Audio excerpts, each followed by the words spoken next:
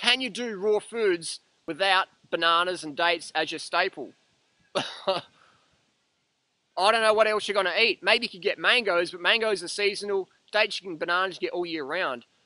People might go, Harley, you can be a raw foodist without dates and bananas. I just eat sprouts and wheatgrass. And it's like, I'm talking about thriving raw foodists. I'm not talking about like I don't do sport because like I just don't have the energy and I'm spiritual. I'm not talking about that raw food. I'm talking about the raw food who's actually making a change in their planet, who's doing life with passion, who's doing life with noble causes, who's living their purpose, has a purpose-driven life, who's can share that happiness with other people, inspire other people. I'm talking about that sort of raw food. It's not the, oh my God, I'm like fucked up, man. I need my sprouts. Kundalini's fucked me over. You know, I'm not talking about that. I'm talking about fit, thriving, healthy, loving life, raw foodists. Can you do it without bananas and dates? I don't think you can. You know what I mean? Unless you live on a jackfruit farm or you got mangoes all year round somewhere. You know what I mean? To try and avoid bananas and dates for whatever reasons people do. Some people say they make you fat, too many calories, which is like great. So you starve yourself all the way back to the nasty stuff. Two, they say it's too much sugar, which again is a limited belief, makes people starve themselves all the way back to the nasty stuff. Or three, they're seedless hybrids and you shouldn't eat them.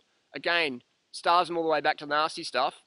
In the meantime, they become a burden on themselves, burden on their partner, burden on their community, burden on everyone around them, going crazy.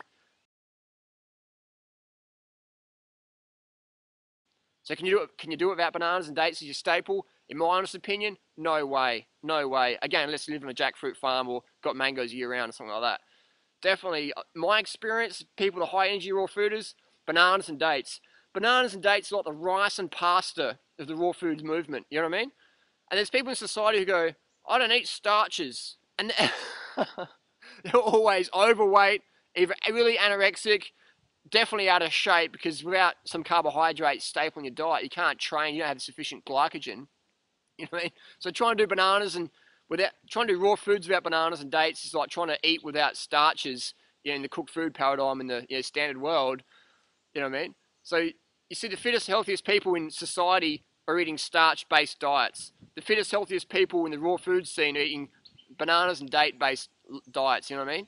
It's carbohydrate, high carb, low fat. Regardless of what you eat, even if you're eating Big Macs or whatever, high carb, low fat is going to work a lot better than low carb, high fat. I hope that makes sense. Rewind it if it doesn't.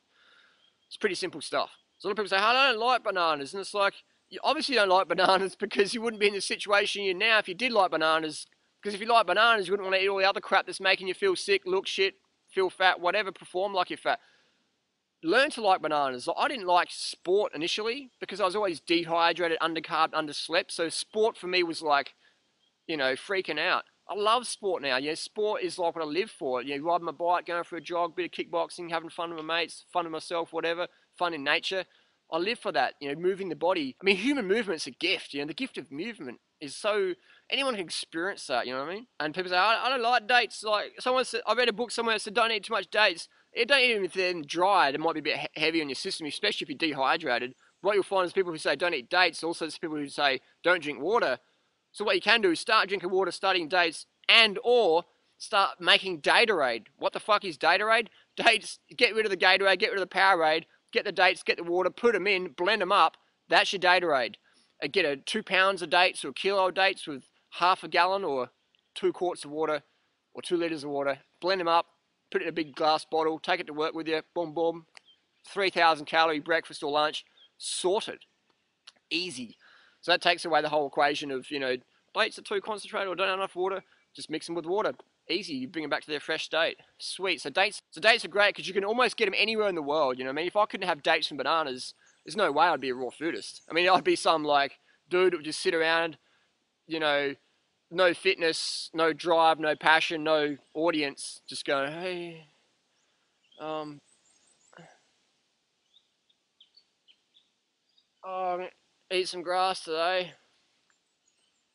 Chlorophyll-rich nutrients helps you balance your body because chlorophyll is like, it's like hemoglobin, isn't it? I mean, it's like boring. Keep your life sweet and juicy. Be like a chimp, act like a monkey, be a crazy bonobo. Eat bananas and dates, man, because that is your fuel. That's the rice and pasta of the raw foods lifestyle. So another great thing to do with the power of the internet is go through forums and look up people who are dissing or saying no to bananas and dates, and give an email a year later, or look for someone who's a year ago who's saying that, and ask them today, what are you doing? What's your beliefs? How are you feeling? Are you getting results? Are you meeting your goals? Ask them. Well, I've done that before, and I'll find people who are saying no bananas and dates, are back eating the nasty stuff and dealing with that. They're not having the vibrancy and energy that they were promised on a raw food lifestyle. They're less fit than they were, or they're just totally blown out or just gone AWOL. They're back on stimulants like coffee or cacao, or they're eating a lot of refined sugar like honey. I mean, dates blended, it's just like honey, but it's got fiber and doesn't have all the negative effects of honey, like the acids, the possible infection of botulism, all those allergic pollens like Salvation Jane, poison ivy, all those things in the honey there. Why give honeybees sugar water, take their honey, eat that? Let's just eat the fruit. Let's have the bees come over and pollinate the fruit trees. Let's just eat the fruit and keep that cycle going instead of just ignoring the fruit, eating this refined sugar, getting teeth problems, digestive problems, whatever problems, and then go, oh, I don't know, I think maybe it's the celery I ate. It's like, no, it's the honey, it's the refined sugar, fuck it off, get rid of it, give it back to the bees. It's bee vomit anyway. Let's eat the fruit. Fruit's more fun. So that's another good thing. People, you'll read about it, bananas and dates are bad. You chase them up 6 months, 1 year later, boom, they're just like, they're in the rut still. They're in that rut. So having a paranoia about bananas and dates is going to drive you into this rut down here, and you're going to be stuck in that rut. And the only way to get out is to get back on bananas and dates, get enough carbs, hook yourself over the edge, and then just start cruising for a bruised banana. So there you go. Ask people what they've done and ask them where they're at. Ask them what they eat. A lot of people who aren't eating bananas and dates, they're getting the carbohydrate codes from elsewhere, honey or rice, pasta, and that's fine. Doesn't make them bad people, but it's very good to ask people, so what else are you doing? You know what I mean? How are you meeting your carbohydrate requirements? What else do you eat? How are you going? How do you feel? How's your performance? Versus just blindly following one little suggestion. Get the whole package, the whole picture. It's like someone says, Harley, I don't believe in running in running shoes. Fine. How fast do you run? Do you get injuries? Do you feel you can get better? You know what I mean?